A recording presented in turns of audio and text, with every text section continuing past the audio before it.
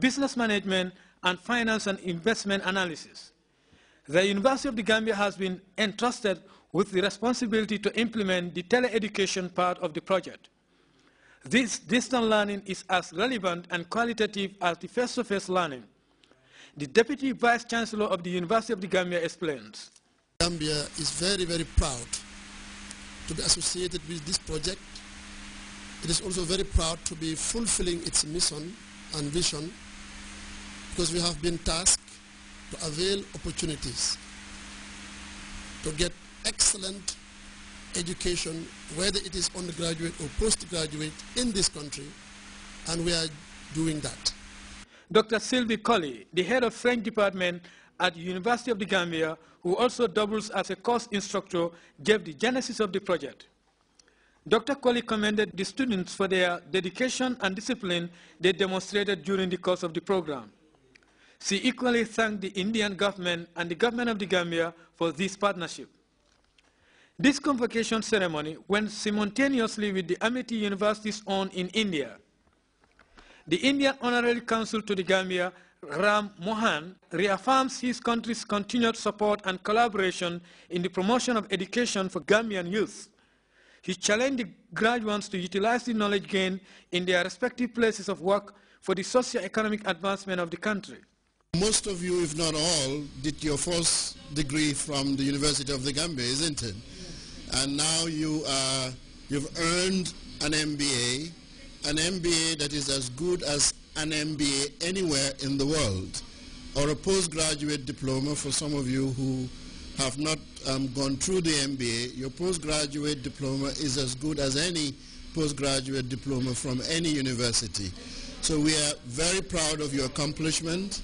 We hope that others out there will follow suit and come to the University of the Gambia and embark on a journey for a postgraduate degree.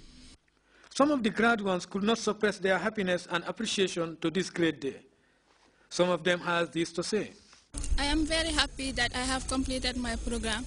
It was not easy at all, but I am very happy. I am thanking our coordinator, Dr. Sylvia, the President of the Republic of the Gambia, and my fellow graduates. This is a great day in my life and in the lives of my colleagues.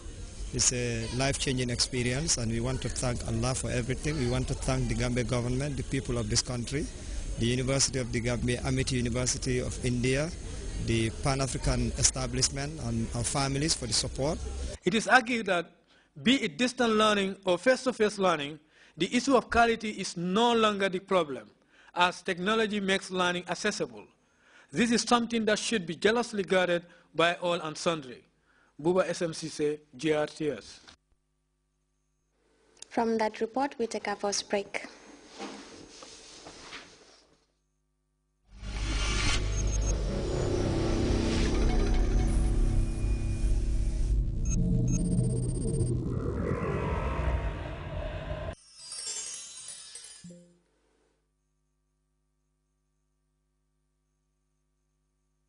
Has said he was alarmed by the crisis situation in the Central African Republic.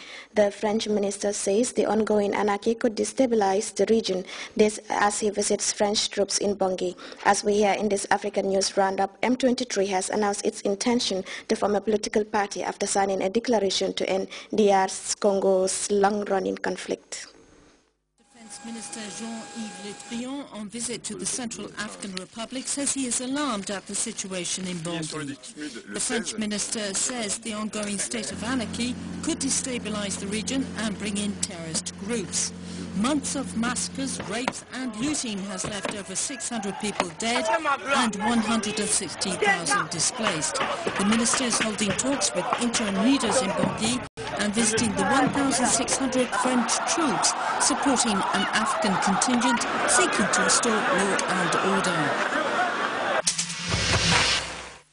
In Nairobi, in Kenya, the government of the Democratic Republic of Congo and M23 rebels signed declarations Thursday to end the conflict in the east of the country.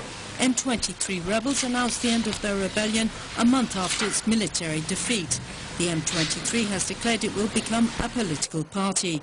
On the other side, the Congolese government has pledged to help the former rebels disarm and demobilize.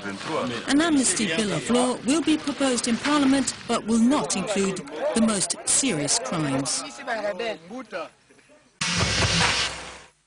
In Guinea, the opposition has agreed to take its place in the new National Assembly despite contesting the results of parliamentary elections. Last September, President Alpha Condé's rally of the Guinean people and its allies won an absolute majority in Parliament. But opposition parties challenged the results, accusing the government of fraud.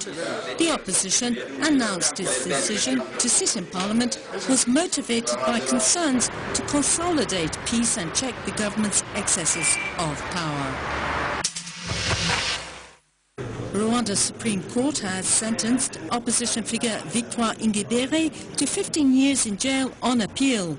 Victoire Ingabire had hoped to be released. She was convicted for terrorism and minimizing Rwanda's 1994 genocide. Victoire Ingabire is a leading critic of President Paul Kagame. She leads the unrecognized opposition United Democratic Forces Party. Other members of the party are also jailed. North Korea State Television has announced the execution of the uncle and mentor of Kim Jong-un, Yang Sun-taek. He was considered one of the most powerful men in Seoul.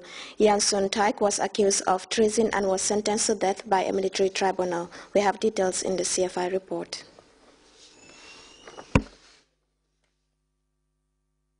Kim Jong-un had been executed.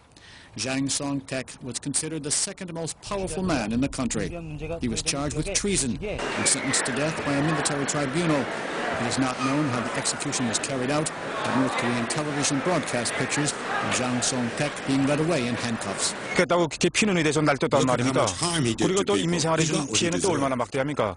For traitors intent on destroying our single-hearted country, execution is too lenient. They should have torn him off and thrown him in the rubbish bin of history. Yang Sun-taek wielded enormous influence in the regime and acted as a mentor to Kim Jong-un when the young leader came to power. He served as vice chairman of the powerful National Defense Commission and was a member of the Workers' Party Politburo. For this reason, he was also a potential threat to Kim Jong-un. His execution came in the wake of rumors that two of his aides had defected to South Korea.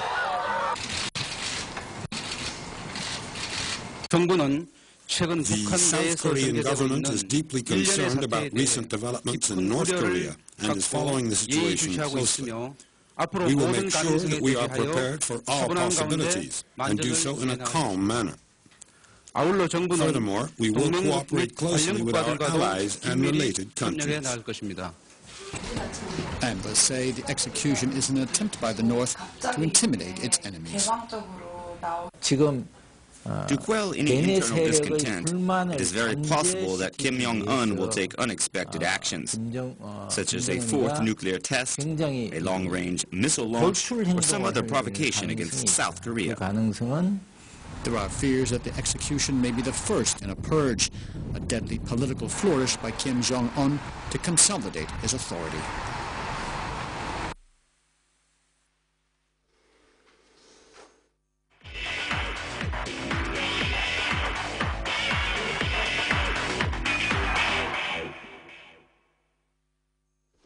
Over now to sports.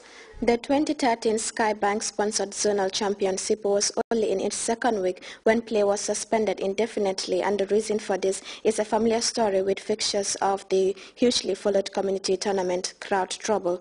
Two fixtures have halted with play unfinished after fans reacted to contentious decisions. Our Modu S. Jala have been following these developments, and he reports Lamin Zone have been kicked out of the tournament for what organizers say was the role of their fans, players and some team officials. The ambience,